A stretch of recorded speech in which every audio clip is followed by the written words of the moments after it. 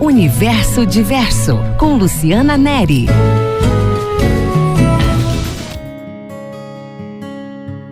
Vamos falar sobre o livro Sinestesia.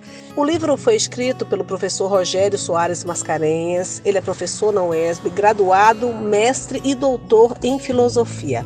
Vamos falar sobre a obra, professor. Como surgiu este livro, esse título, Sinestesia? É um prazer estar aqui, poder falar um pouco sobre sinestesia. O Sinestesia, antes de tudo, é um livro que se dá em duas etapas. No primeiro momento, no início dos anos 90, quando eu era estudante, eu fazia um curso pré-vestibular e a partir da leitura de Augusto dos Anjos, Castro Alves, Vinícius de Moraes, eu comecei a escrever, a ousar escrever algumas coisas. E o segundo momento, ele acontece, seria a continuação e a conclusão, no ano passado. Quanto tempo, hein, professor? O senhor revisou o que o senhor tinha escrito lá atrás? Bom, ainda que ele tenha ocorrido nesses dois momentos distintos, bem distintos, né? Separam 20 e tantos anos do início e o ano passado a conclusão, eu não quis que isso fosse expressado no livro. Não existe, por exemplo, em Sinestesia, uma parte 1 e parte 2. Eu preferi que o leitor tivesse a experiência de ler livremente os poemas sem precisar ser informado desse ato. Muito provavelmente o senhor mudou muito nesse período. O senhor reconhece as mesmas ideias lá do início e agora? Eu não reconheço, ainda que os poemas me agradem, e muitos poemas antigos eu digo, não, eu jamais escreveria isso que eu escrevi hoje. Então, tendo a me inclinar mais para os recentes. Teve um planejamento dessa obra, uma intencionalidade de fazer um livro desde lá de trás?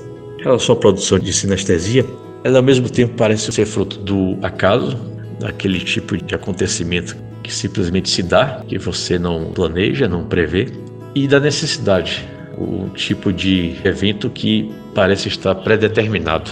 Eu digo isso porque nos primeiros poemas que eu escrevi, no início dos anos 90, eu mostrei para minha mãe e ela disse, Rogério, não é possível que você não registre de alguma forma isso.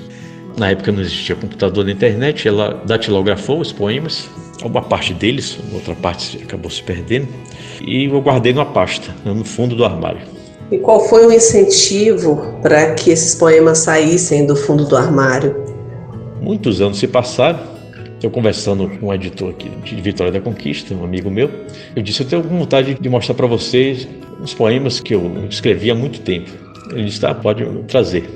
Então, nesse processo de transcrição dos poemas, do material datilografado para o Word, para o computador, a vontade de criar, ela brotou novamente. Depois desse ato grande, senti a necessidade de recomeçar a escrita dentro do processo de transcrição do material antigo.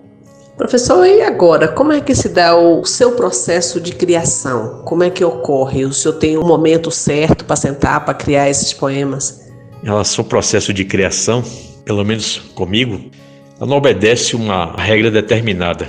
Varia muito de poema para poema. Às vezes, por exemplo, alguns dos poemas recentes mesmo, eu me vi escrevendo, compondo numa sala de espera de um médico, ou antes do momento que eu ia fazer um exame.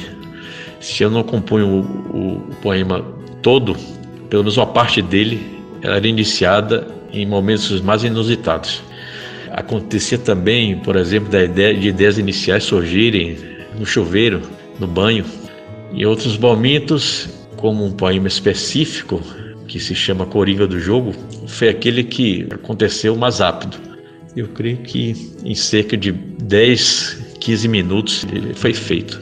Então, esse processo é bem variado. Professor, conte comigo, conte quem conta com quem. Conta comigo, conta contigo, conta com o mundo, conta com o conto contado pelo contato lúdico do poeta com o avesso do conto e do sonho. Conta verdades, conta mentiras, conta meias verdades, meias mentiras, mas conta com a conta que te interpela nos 25 dias contados de todo mês. Conta com Deus, conta com os teus, conta com os ateus, que é desencanto a sobra de encanto do conto da vida. Agora, o salto. O salto não traduz unicamente o arrojo, o desassombro, o desprendimento ou o desapego. O salto encerra a confluência do corpo com uma das múltiplas facetas do nosso hemisfério, a gravidade. O salto é mais. É gravidade para a descoberta, é atração para o encoberto recoberto, é atraimento para o poder ser, para o que até então não é e para o que seria. É atração juvenil para o desconhecido, que, à espreita, aguarda o menino após seu salto frenético nervoso por cima do muro. O salto é ainda mais. É suspensão, é motivação, é hesitação, inalação, é irresolução, incerteza. É o símbolo do paradoxo mais extremo e assombroso do humano. O salto é o tudo e o nada. Vamos falar do nome, né? Por que esse nome sinestesia? Como é que ele surgiu? De onde? O nome do livro, ele de certa forma é também aleatório. Ele aconteceu. O curioso é que, embora tenha acontecido de modo fortuito, sem pensar, sem uma elucubração, né, sem planejamento, a natureza, né, do nome sinestesia, ele tem muito a ver com a própria natureza da poesia e dos poemas, como uma espécie de cruzamento de sensações, né, ou associação de palavras em que ocorrem combinações de sensações diferentes, por exemplo, em uma expressão, em um verso. Ou seja, o nome também uma criação artística. Ele obedece também ao processo produtivo dos poemas, né, em geral. O poema que o senhor mais gosta, aquele que mais lhe tocou? Luciana, em relação ao poema, tem um poema que é um dos meus mais queridos. É o Coringa do Jogo. Eu vou recitar aqui agora para vocês. É o que não tem nome, é o que não tem sono, é o que só tem fome, é o que não tem dono. É o que não escolhe, é o que não encolhe, é o que só tem gana, é o que não tem grana. É o que só se sente, é o que não tem mente, é o que nunca desmente, é o que resta continuamente latente. É o que não tem dobra, é o que não se dobra, é o que nunca se esvai, é o que nunca se vai. É o que nunca se acerta, é o que não se conserta, é o que desembesta, é o que permanece em alerta. É o que não se descreve, é o que sempre se atreve, é o que não se limita, é o que sempre aparece na fita. É o que sempre avança, é o que sempre dança, é o que nunca se amansa, é o que nunca descansa. É o que cedo ou tarde eclode, é o que nunca comove, é o que não tem molde, é o que tudo pode. É o que nunca vacila, é o que sempre acaudilha, é o que nunca vaza, é o que nunca se embaça. É o que por vezes martiriza, é o que sempre escandaliza, é o que jamais neutraliza, é o porquê do se bate e se pisa. É o que flerta com xiste, é o que nunca desiste, é o que sempre resiste, é o que tudo permite. Obrigado, Luciana, pela oportunidade. O livro vai estar para os que quiserem adquirir. Pode ser adquirido através do e-mail da editora, editorazamba@gmail.com. Muito obrigado.